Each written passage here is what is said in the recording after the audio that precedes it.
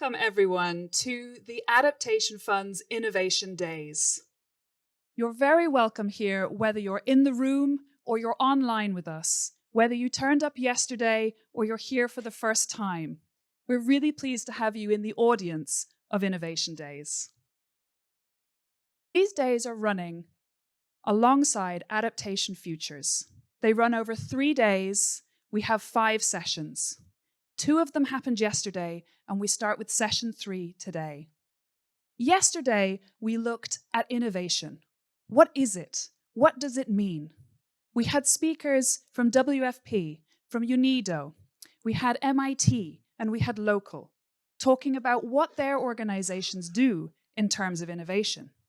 We also had a wide range of community members with us. We had indigenous groups, we had national implementing entities, and we had local producers who came and spoke and told their stories of innovation on the ground. And then we heard from our director, the director of the Adaptation Fund, and also the director of Aranis, who are hosting Adaptation Futures. And we had a speaker who came from the government of Quebec, talking about how more funding is needed for adaptation and how that will be coming across. Now, it was a difficult topic to pin down innovation, and whilst our speakers covered it in many different angles, we didn't have any finite answer as to what innovation is. But we did hear where it can come from and how it can be supported. We heard that startups can create innovation, that communities can create innovation, that it can come from support through organizations. We heard that it requires finance and that it requires the right environment to occur.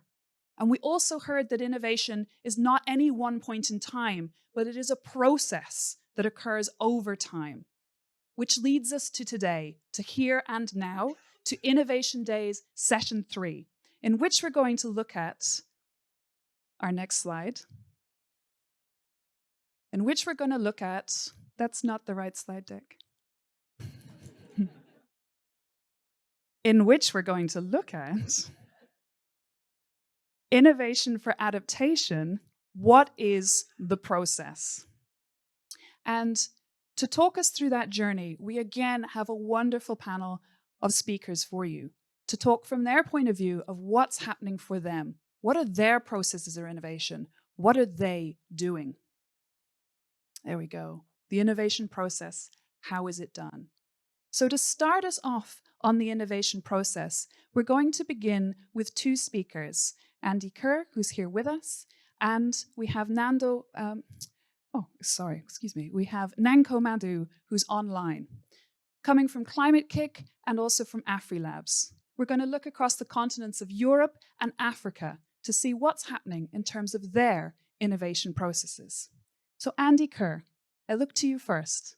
Can you start us? For the regions where we work, what we actually found in practice was that these are highly politically contested spaces. There's never enough money. There's always a reason why you don't fund adaptation, because there's always something more important from a political perspective. We never have the right capabilities or the capacities, either in an organization like an authority or in the ecosystem. So a lot of this work is actually about how do we start to use innovation, not so much just on the technology, but actually across all of the different levers of change, governance, who makes these choices, how do we bring communities in, financial models, how do we get pilot projects that actually scale and sustain so they're not one-off public funded models. How do we get citizen engagement so that actually they are capturing and taking forward the project so it's not being imposed on them? So a lot of the work that we are talking about here is very much about creating that enabling environment that we heard about yesterday to allow adaptation resilience to be built from the bottom up within these regions.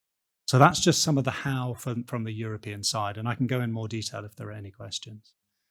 The second program, which I just wanted to flag very quickly, is the work we're doing in Africa, where we are not so much doing the work ourselves, we work through local partners to build innovation clusters. And again, this particular one we're showing here is work that we're doing in Tanzania, Sierra Leone, and Madagascar. but we're also working on other programs in other parts of Africa and Latin America. But this is very much, again, flagging that if we want innovation to work and if we want resilience to be built, this is not something that can be imposed top down. This is not something where we know what the answer is and we're starting and just saying we need to deliver on it.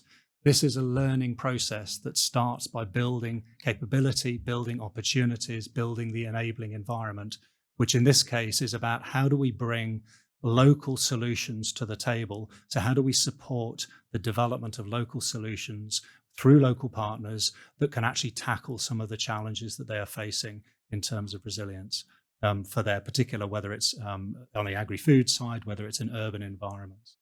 So that's the basis for what we do. In terms of what are the sort of core insights that I think come out of both the European work that we are doing with these 150 regions or the multiple innovation clusters that we're running in Africa and Latin America? One is that for us, innovation is about making change happen. And that does mean taking risks.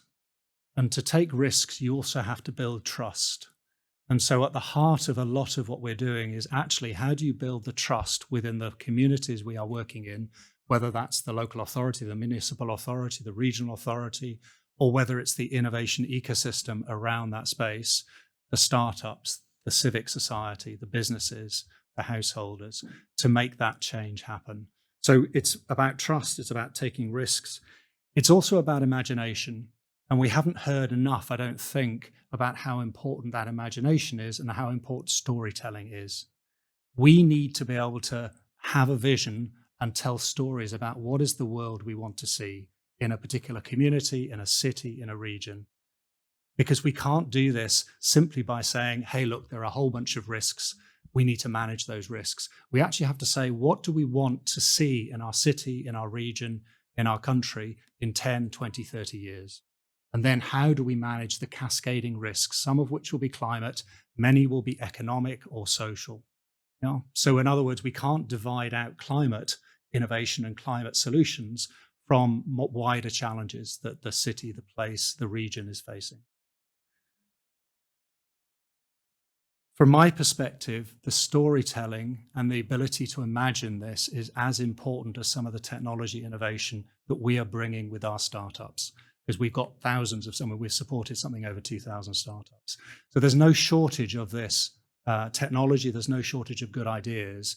The issue is how do we build that learning environment, and it is a learning environment where we are all learning about how we test and learn different solutions collectively in a joined up, coherent manner. And that's really the way in which we are doing innovation in practice in Europe and working through partners in other parts of the world. Thank you so much, Andy. A wonderful start. And we're going to hand this across to Nanko Madu, who's going to bring it even further into the context of what's happening in the continent of Africa. Nanko, are you here with us? Yes, I am. Wonderful. We see you. Hello.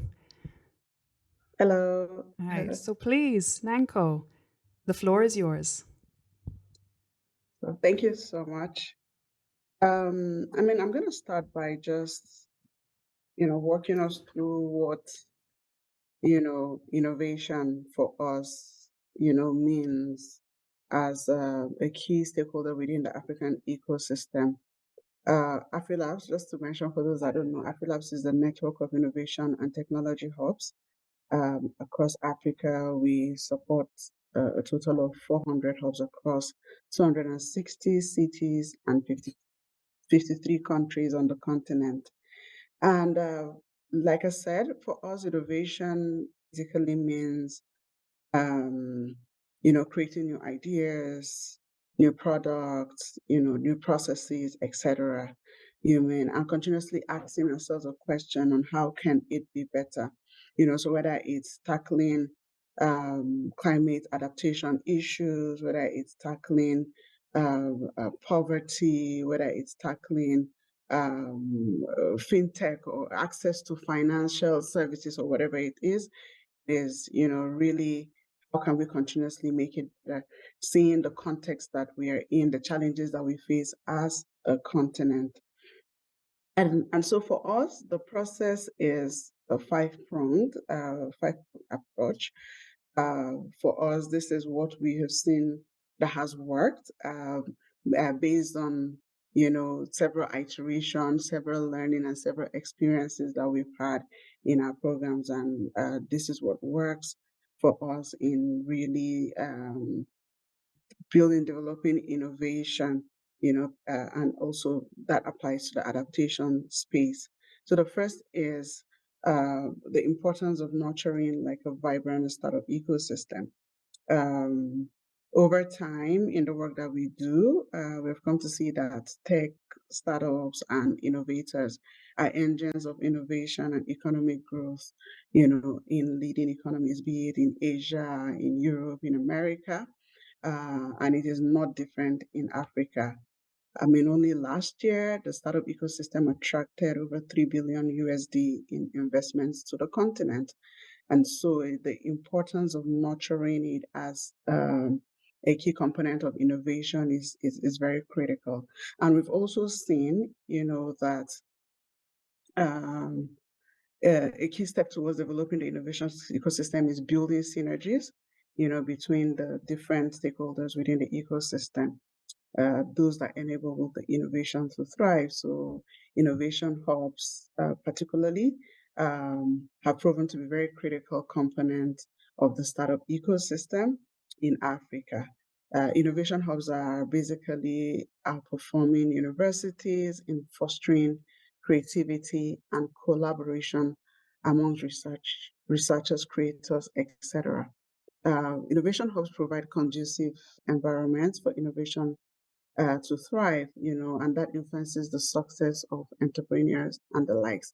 Now, when we bring it back home to adaptation, what we have seen, that has worked is trying to specialized hubs specifically to, begin to nurture and foster innovations in the adaptation, space, right? So hubs specialize in adaptation, supporting innovation in adaptation, and supporting um, the access to funding for innovators in the adaptation space. The second is around providing essential support services. We've seen that innovation requires, business support to, grow and catalyze into businesses. These supports are provided in form of incubation and acceleration programs, etc. An example of this is under one of the programs we're currently running, the Youth Adapt Challenge, which is an innovation program that seeks to identify, fund, and then support innovations in Africa, innovations that are fighting or fostering, climate adaptation in Africa. So for those, aside the access to funding that they're getting, specialized essential support to ensure that the innovation, beyond the funding thrives. Now, the third thing on my list with regards to the process is facilitating access to funding and business partnerships.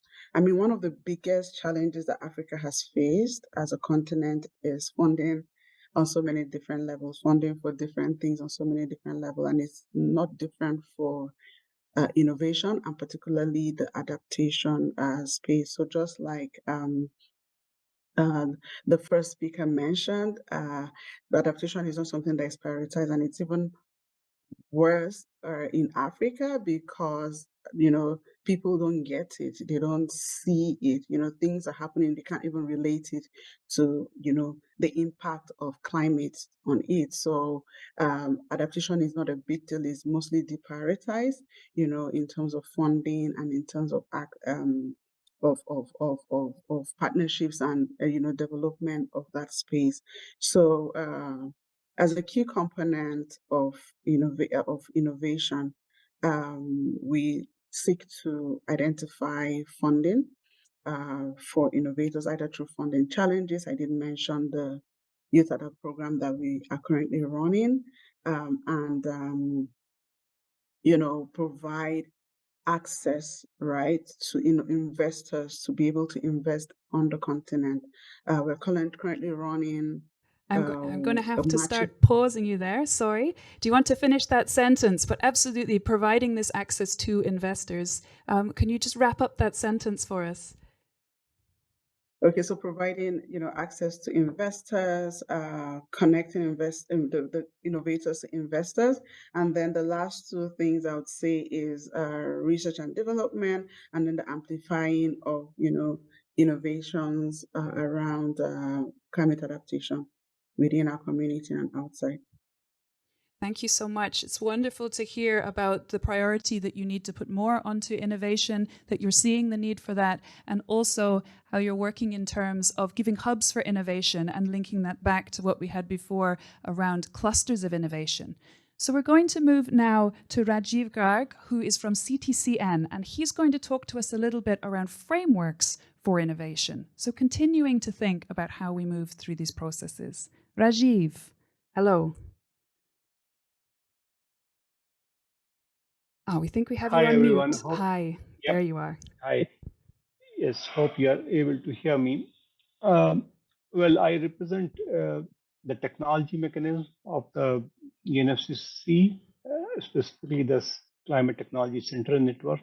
Just two lines of introduction means it's an implementation arm of the technology mechanism, and with the mandate to support developing countries, foster innovation, enable technology transfer to happen in the developing countries. We are not a project, we are not a program, we are an initiative which is set up by the uh, COP decision. We are in the we are going to complete the 9 years of operation. We have supported kind of more than 110 developing countries through more than 300 technical assistance requests which have been delivered. 56% of them relate to adaptation or are cross-sectoral in nature. Means if you do an analysis, what comes out is more and more technical assistance provided to the countries are focused on water sector, agriculture sector, and early warning systems. As CTCN, we provide kind of a catalyzing actions to enable technology identification, technology adaptation, uh, de-risking of investment through creating enabling environment and consolidation of the market or market aggregation through standards uh, and uniform policies in the region and or even at a country and at local level. We have been working very closely with the Adaptation Fund, and we have participated in a big way in the Adaptation Fund Climate Innovation Accelerator Program. We have supported more than 30 countries under this program. And some of the examples which I'm going to quote later in my intervention are really worthy of mention, and it has really demonstrated a very good impact. Jumping into the topic of innovation, and specifically the topic of how can innovation work for adaptation. And I heard previous speakers say that there is no finite definition of innovation. It could be related to technology, it could be related to finance, it could be related to policy. But our experience is that one can think of innovation as something which allows a modification in the way we think, in the way we apply technologies, in a way we apply policies, in a way we go about conducting our day-to-day business.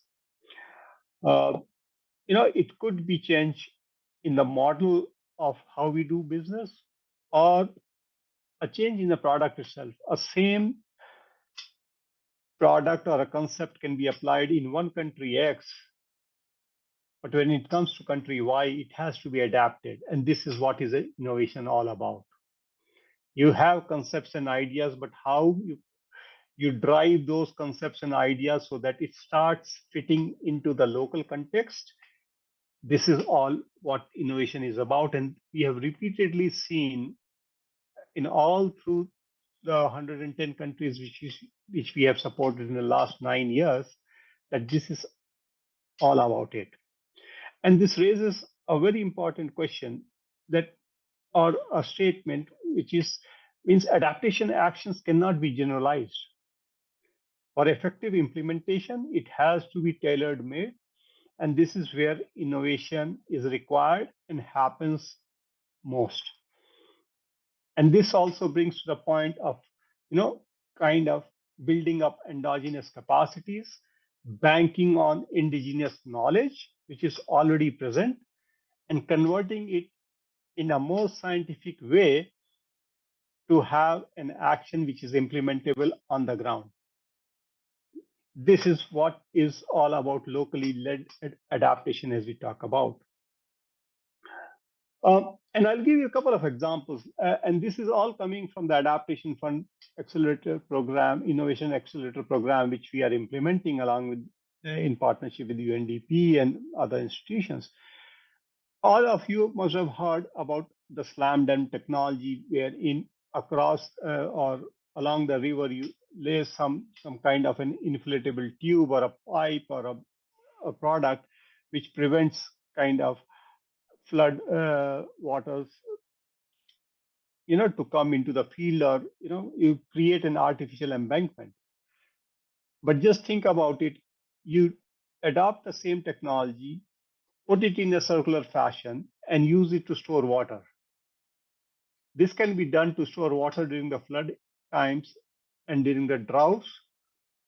Because they have poor water management practices, the same water can be used to irrigate the field for drinking purposes, for many other purposes. Now, just for example, and we have experimented and piloted this thing in Burundi, and it's a huge success. And the country is wanting more of it. And we are trying to scale it up. Similarly, we are doing a work in Nigeria. Means we have talked about early warning systems, but early warning systems, you can have all the models, you can have all the features which can predict whether it is going to rain in a couple of days or not. But this information needs to go to the local farmers. How it is going to go to the local farmers? You can have systems, you can have internet, you can have web, but the local farmer does not have an internet. Local farmer does not have, any tool to do it. So there is a need to, bridge this gap. And in Nigeria, what we are trying to do, and specifically for a local community, is to get the web products, translate it automatically into a kind of a shortwave radio format so that it goes out, or even more, some kind of a local mechanism wherein this information really goes to a local farmer without him, without him paying anything. Because if you ask him to pay, definitely the rich farmers can get it, but the poor local farmer with less than 1 acre of land would not be able to do it. And this is where, Rajiv. yes, just last word, Yes. where the things of national system of innovation comes into picture. And this is what the CTCN, the technology mechanism, is promoting. It's there in the program of work to develop national systems which would encourage these kind of innovative systems. I'll stop here. Thank you very much. Thank you so much. And really wonderful to hear about that idea of a system, of needing all the different components that come together to create innovation. And to carry on that topic and to think a little about community for innovation as well, to bring it back to that, we're now going to move across to our third online speaker, Bill Wright. Bill, are you with us? Hello. Hello, I Hi. am indeed. Bill, I'm going to leave you to introduce yourself because I feel it's part of your story. Thank you. My name is Bill Wright. I am the chair and founder of the Enterprise Neurosystem, which is I guess you could say, an open source consortium of different companies, different academics, basically looking at using AI and artificial intelligence for climate change. And we started roughly, I'd say, about 2.5 years ago. We've engaged many leading institutions to basically come together and help and provide our services to basically bolster, I guess you could say, a healthier planet and a better ecosystem for us all. It started basically, or the idea germinated some time ago. I was noticing that artificial intelligence applications were being deployed all over the enterprise in a very kind of almost haphazard fashion. They were being built in a very bespoke way and for purpose, kind of single purposes, but there was no integration of all these different elements.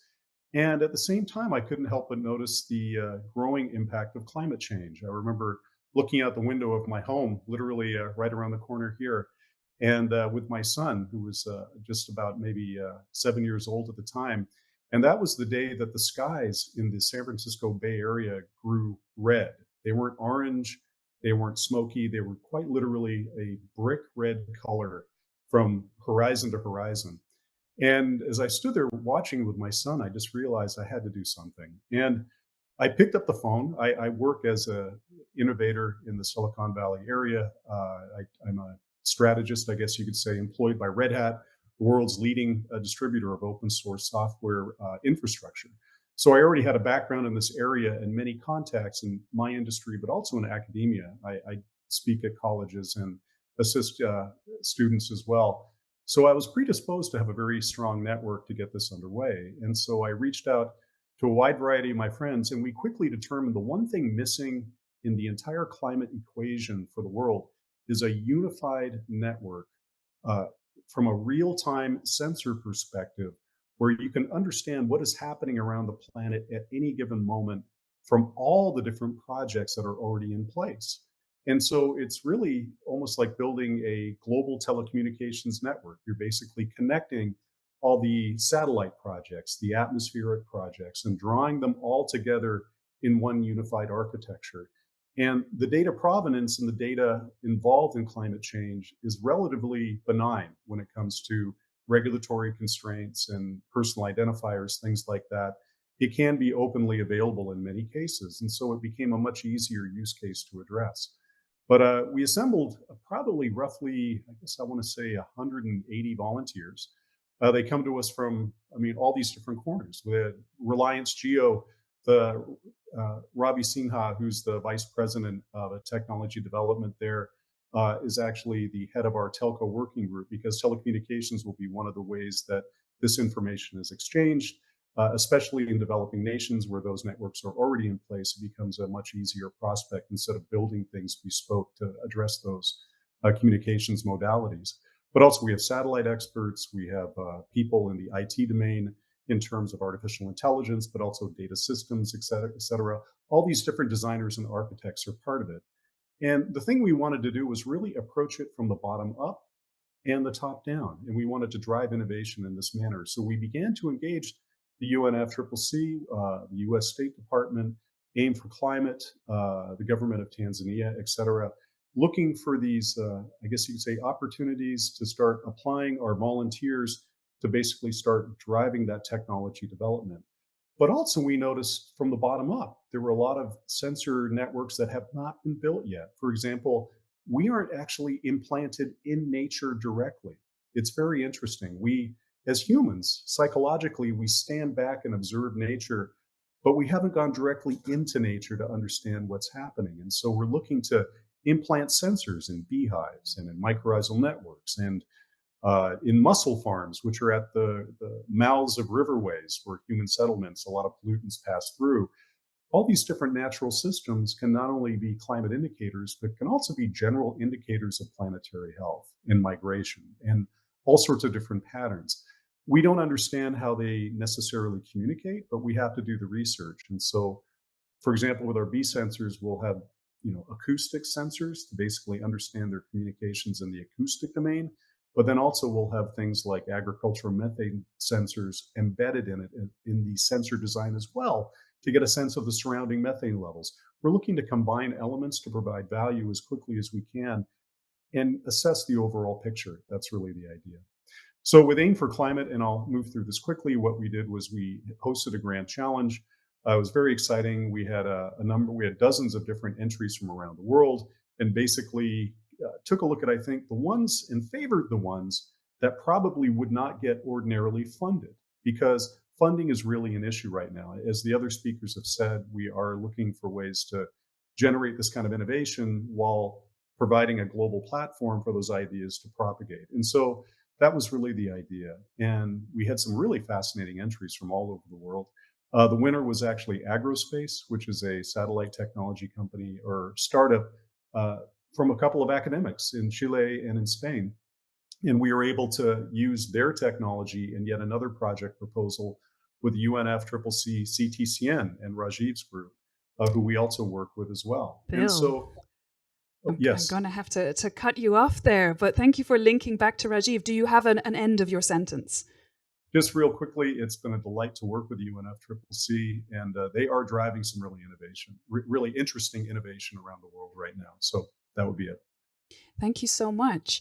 Really interesting to hear these different processes of innovation that are happening. And we have 3 of our speakers online. So a huge thank you to Bill and Nanko and to Rajiv and to Andy, who was here in person with us. Can we have a big round of applause for them? Thank you. And for those who are online, they can't actually hear you applaud, but they can see the back of your heads from the camera. So if you do this, they'll know that you're applauding them. So that's really nice for our online speakers to be able to see that they're receiving that applause as well. So now we're going to move to essential conditions for the innovation process. And to take us through that part of this, we're going to come across to Desjardins, and we're going to talk to Nicholas Byron. Nicholas, the floor is yours.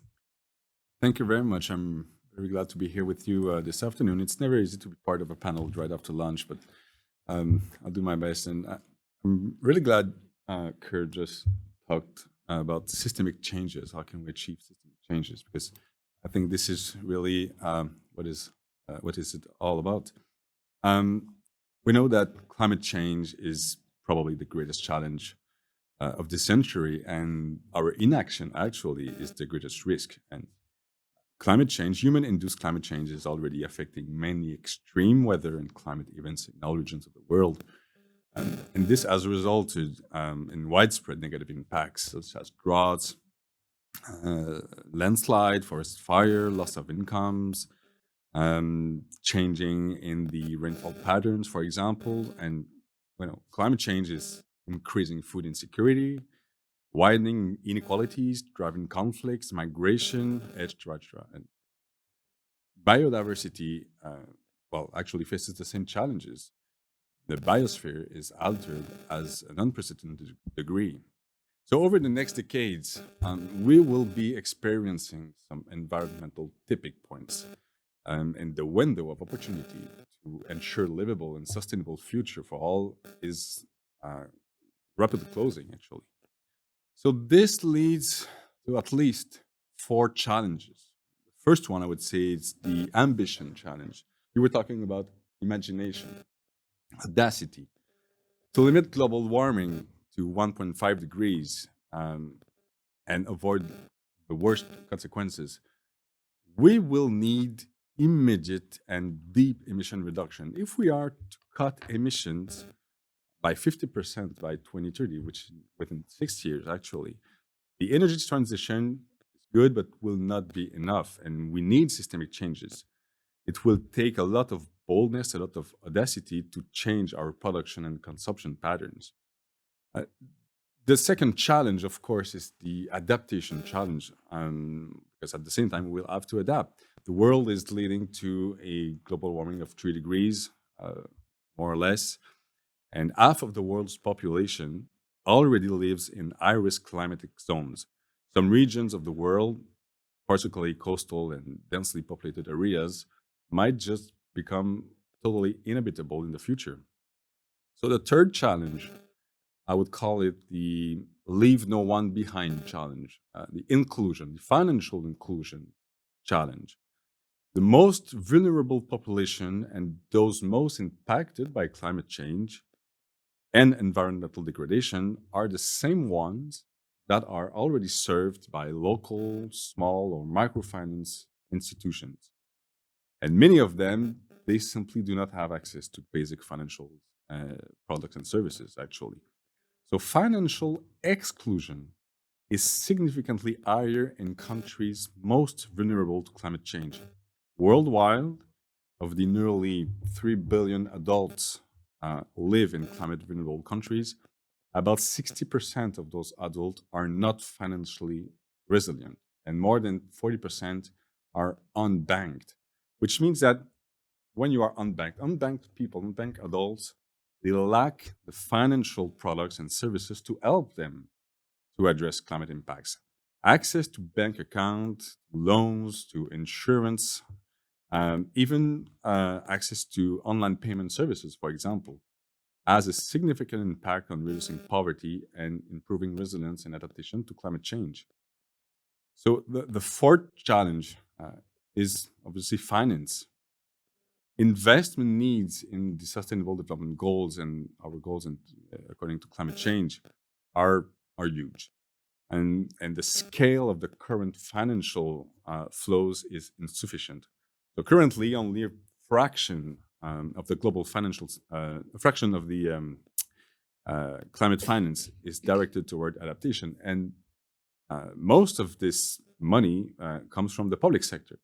So the gap is widening between the estimated cost of adaptation and the allocated funding. But in the same time, paradoxically, given the size of the global financial system, there is enough money and capital and liquidity to fill this investment gap.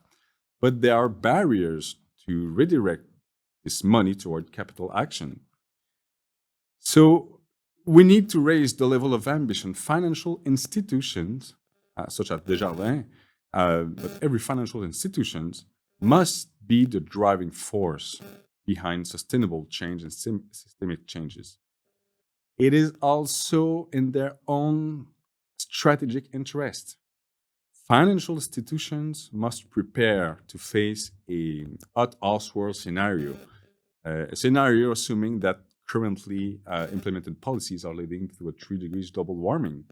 So financial institutions will face high physical and transition risk as well as financial impacts. So in short, as global change increases vulnerability, financial institutions worldwide will have to play a new and different role in helping people to manage risk, increase resilience, and adapt to climate change. So supporting financial institutions to play this greater role, supporting financial institutions to play a greater role in financing sustainable development and climate action is really what drives and guides Desjardins International Development's action. So the question is, how can financial institutions, how can they design and implement business models that support climate change mitigation and adaptation? How can financial institutions manage climate change risks and uncertainties and seize new climate opportunities?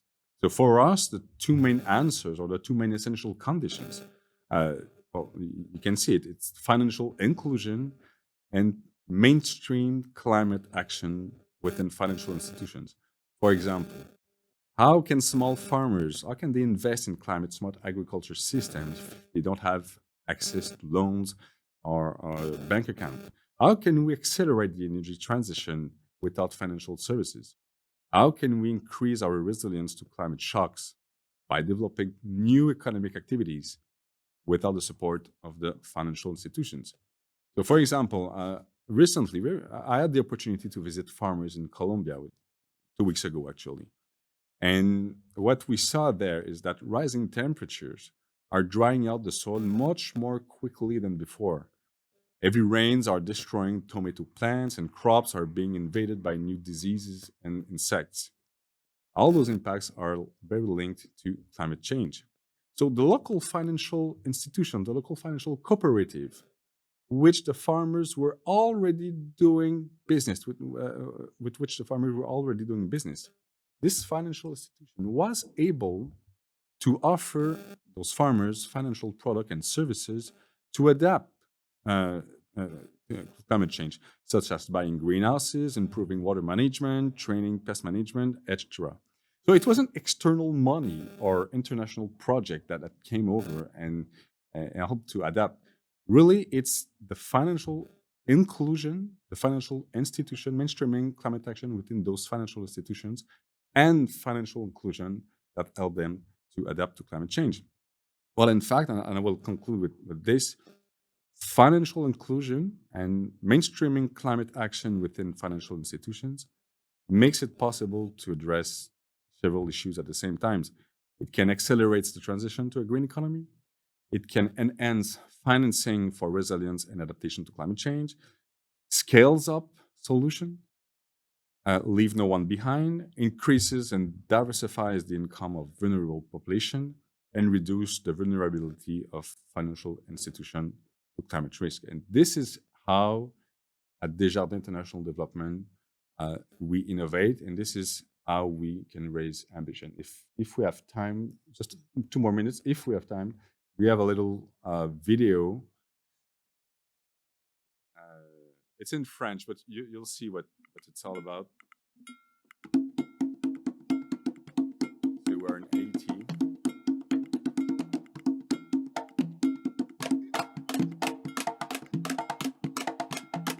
So more resilience for farmers.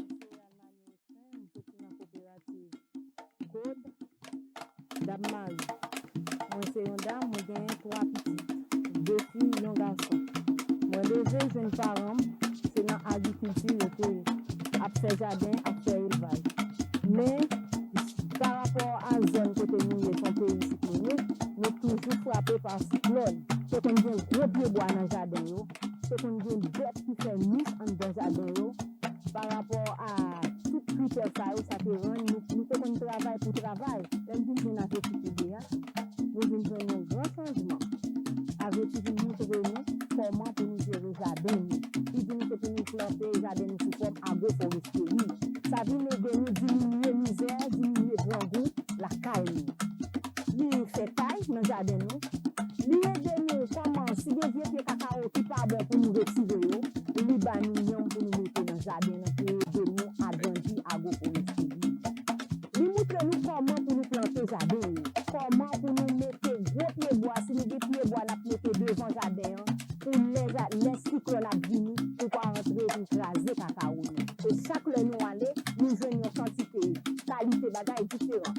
Là, nous pas jouons poids Congo, nous avons poids de sucre. Là, nous pas jouons poids de sucre, nous jouons niom. Là, nous pas jouons niom, nous jouons cacao.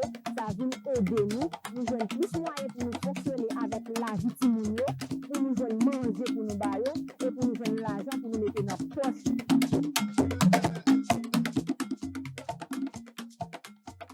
Thank you so much.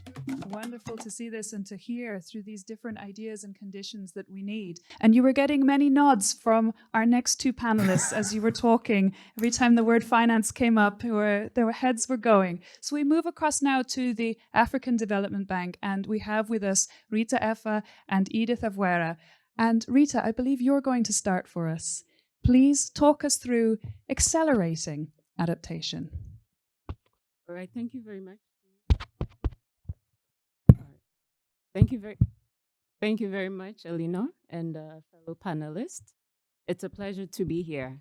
The African Development Bank, as maybe most of you might know or not, is a multilateral development bank, which is in our context committed to supporting African countries mitigate and adapt to the impacts of climate change through its investments.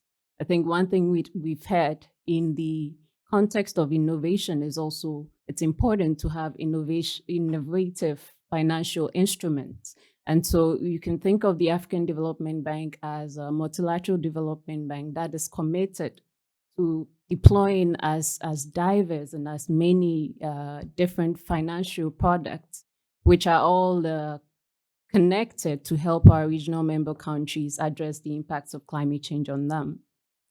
In addition to the bank's main financing instruments are multi-donor trust funds that I think are lesser known to people who are external to the bank. The bank has different special funds, multi-donor trust funds, which are also complementing its work and its effort to tripling its climate finance and also advancing climate resilience in Africa. I would like to, for this session, specifically highlight the work of the Africa Climate Change Fund. We are at booth number 14. Do come by to also learn more after the session. The work of the ACCF is particularly interesting because as a bank, we focus on deploying large-scale investment or financing for large-scale investments. But however, the bank also took note that in deploying those large-scale financing, there were also some sector or segments or institutions that which due to their sizes were unable to access financing from the bank. And so the Africa Climate Change Fund and other funds have been set up within the bank to provide grant resources directly to civil society organizations, non-governmental organizations, also including small businesses, to be able to access funding to implement climate action. Because as we've all discussed in this conference, you need multiple segments of society and institutions for us to achieve climate action or the scale that we want to see. The Africa Climate Change Fund, in my opinion, and I'm biased because I coordinate the fund, is a catalytic fund in the sense that even though it provides small grants, these small grants can go directly to communities to help them to address some of the immediate impacts of climate change through the projects that we finance. To date, we've supported 28 projects in over 28 African countries. And if you allow me, I'll share some examples of these projects, also taking into account how these projects are economically empowering the youth and various beneficiaries in the communities they serve.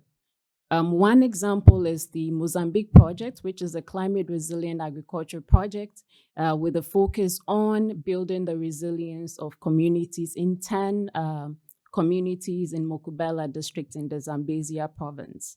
So it does this by inputting or building in demonstration plots. And these are plots that the communities themselves say, or the farmer, him or herself, gives up as a plot to be used to demonstrate that you can do certain agroforestry practices that could yield or increase your productivity. And when that is, the farmer sees those results, they then scale up to other lands that they have.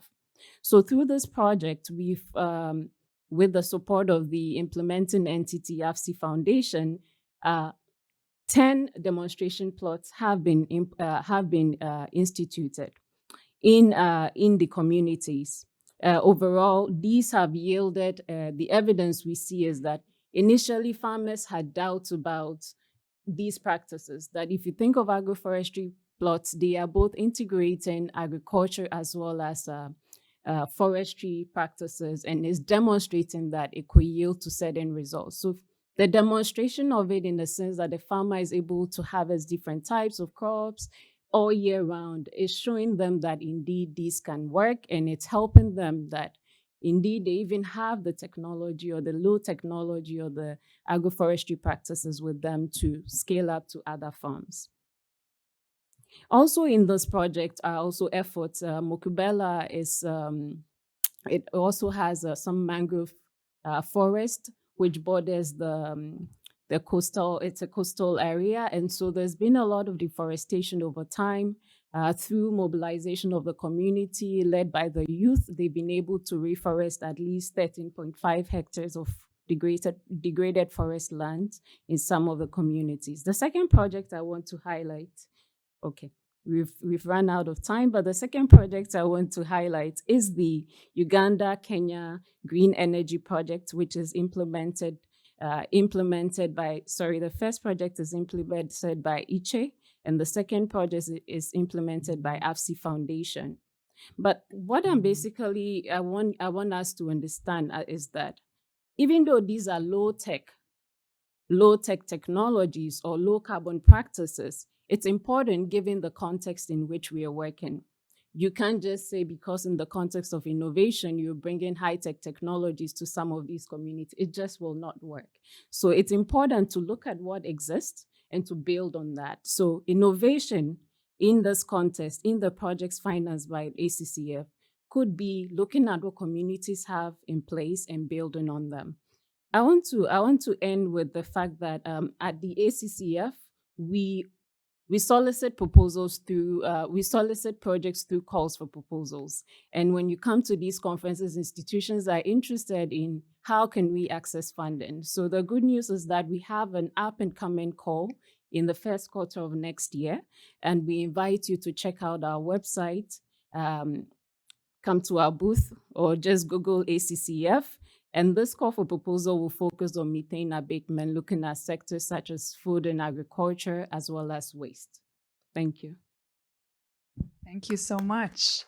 And moving across to your wonderful colleagues. So Edith, you're going to take us through the final part of this session. May I use this? You can absolutely come up and use the podium, and we have some slides for Edith as well.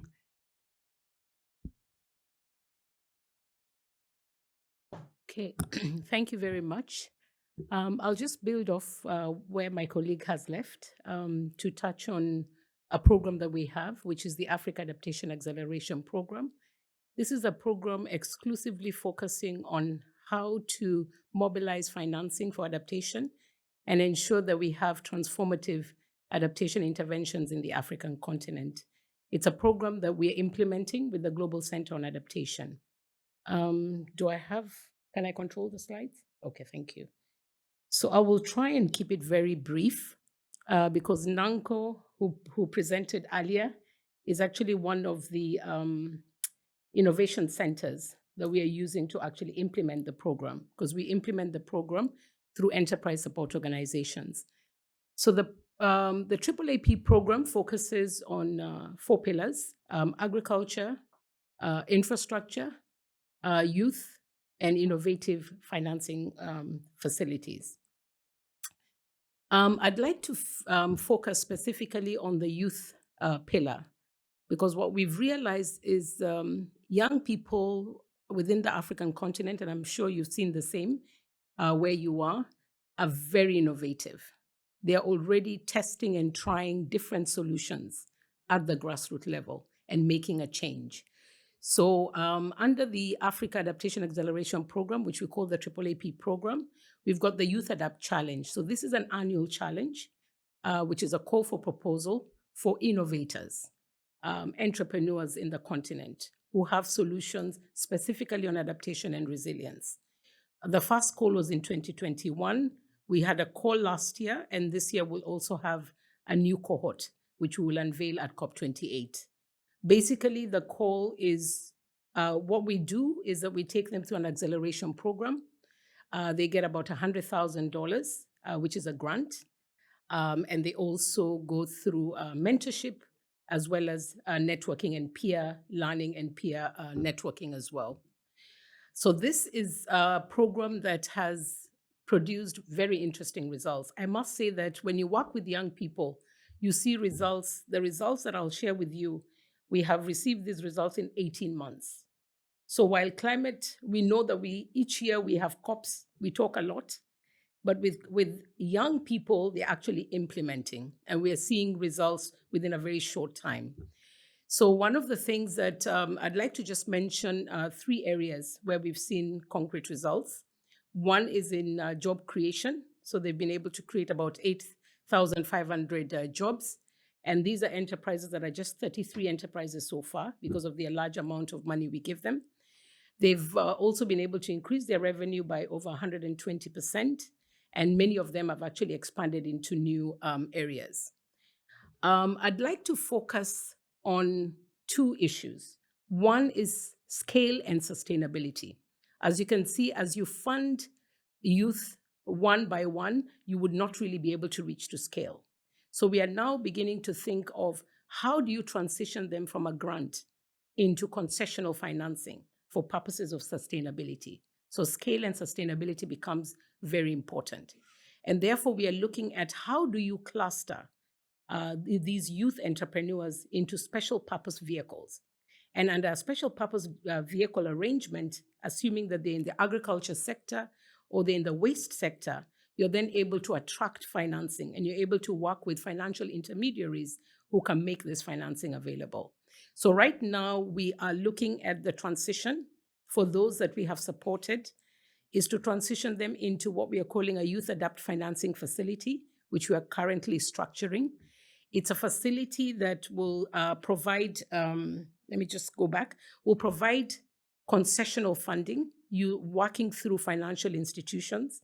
So they will have grants, they will have loans, they can have equity, they can have guarantees that allows the financial institution to unlock the financing.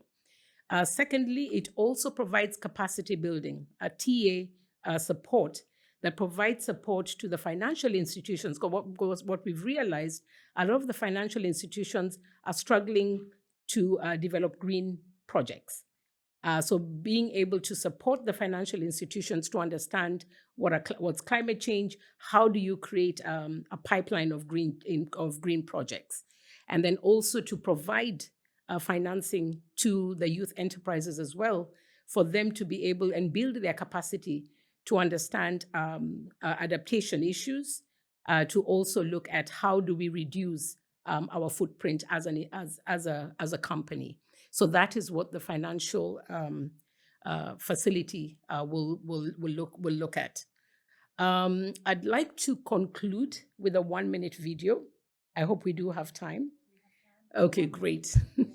So we'll just do a 1-minute video for you to appreciate what the young people have been able to achieve over the last 18 months. So maybe if you could play the video.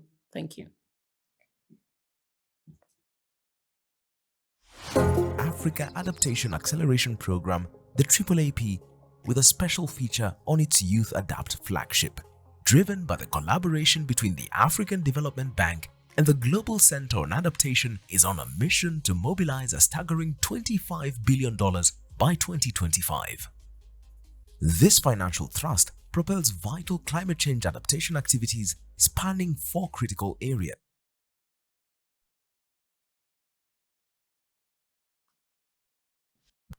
By 2025. This financial thrust propels vital climate change adaptation activities spanning 4 critical areas: food security, climate resilient infrastructure, fostering youth innovation and jobs, and pioneering innovative financial models. With an investment of about $4 million, this initiative has become a game changer for 33 young entrepreneurs spanning 19 African countries. By targeting high growth, high impact youth-led businesses, providing vital funding, acceleration mentorship and networking opportunities, and opening doors to green jobs, the program ignites potential and promises a brighter future for building climate resilience in Africa. In under 18 months, the Youth Adapt supported businesses have realized remarkable impact. The numbers speak volumes. An astounding 123% average increase in revenue, and over 8,500 direct and indirect jobs created. Okay, thank you very much. I'd just like to conclude by saying with innovation, you need 3 things: an enabling environment, we need to think about how to scale, and we need to think about sustainability. Thank you very much. Thank you so much. A huge round of applause. Our speakers from the African Development Bank, from Desjardins, from Climate Kick, and online we had AfriLabs, we had Red Hat, and we had CTCN. Thank you so much for coming and joining us at this 3rd session of Innovation Days. What we've tried to look at today is the process of innovation. And for myself, what I've certainly been hearing is that there are many processes that are needed to help and to support innovation. Now, our speakers will stay around, but we are moving into another session. We have approximately a 2-minute handover. So for those of you who are online, you have 2 minutes to get a cup of tea and then jump onto the next link. For those of you in the room, if you wish to speak to our speakers, we invite you to move out into the hallway and they will come out and have time to talk with you. And of course, come back in 2 minutes because the next session will be starting, where we're going to look at locally led adaptation. Thank you all.